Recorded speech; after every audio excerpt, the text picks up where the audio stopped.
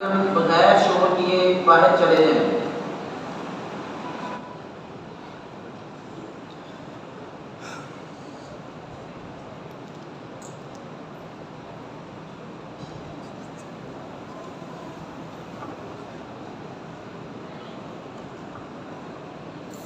सवाल नंबर 1,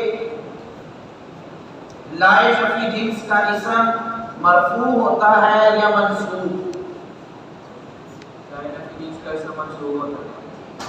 सवाल नंबर 2, अतफ बहलफ की तारीफ महा मिसाल जिक्र करें।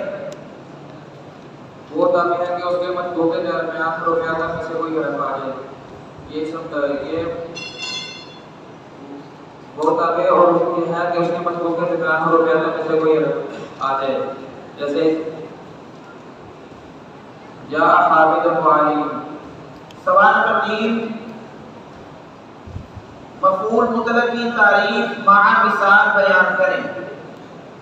वो मतलब मंसूब पूरा पेड़ के मामला का बयान और उसके के बाद उसकी तकरीर नौ आदत बयान करने के लिए जिक्र किया गया है।